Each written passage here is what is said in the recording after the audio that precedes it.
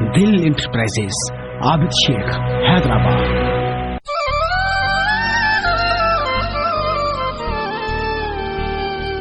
दीद दिल पर जी दीद में सजो ॾींहुं वेठो ॾिसां, आमिर चवाण सिकां, सॼी उमिरि न सखर में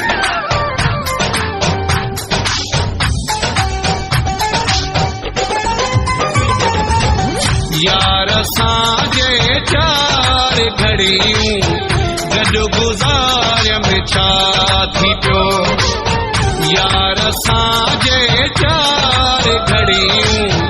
गॾु गुज़ारियम छा थी पियो, सॾु करे भाकुर भरे भर में विहारियो में छा थी पियो, यार असांजे चार घड़ियूं गॾु गुज़ारियम छा थी पियो, यार असांजे चार घड़ियूं गॾु गुज़ारियम छा थी पियो।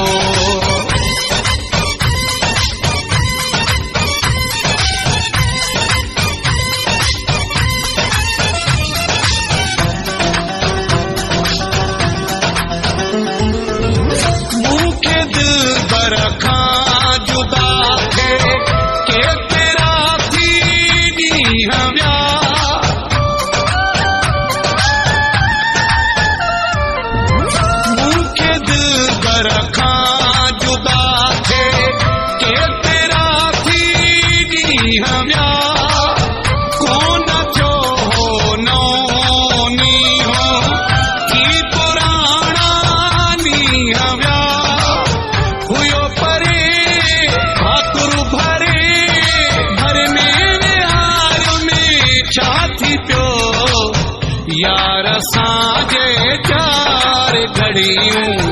गॾु गुज़ारियम छा थी पियो, यार असांजे चार घड़ियूं गॾु गुज़ारियम छा थी पियो।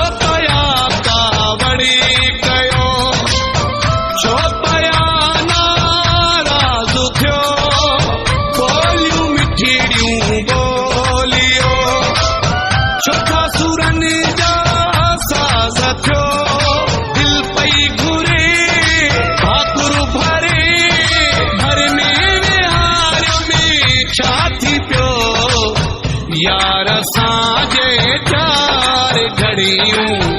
गॾु गुज़ारियम छा थी पियो,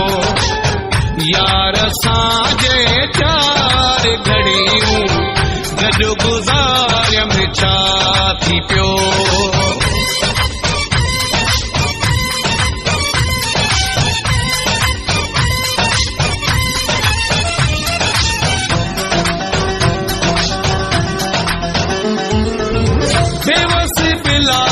शेख विछोड़े थी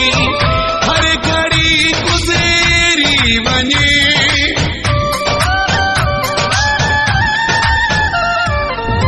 बेवस बिलावल शेख विछोड़े थी हर घड़ी गुज़री वञे, मूंखां विसरे यारो वई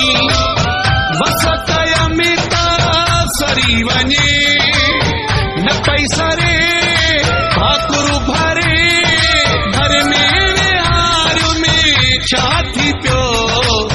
यार असांजे चार घड़ियूं गॾु गुज़ारियम छा थी पियो, यार असांजे चार घड़ियूं गॾु गुज़ारियम छा थी पियो, सॾु करे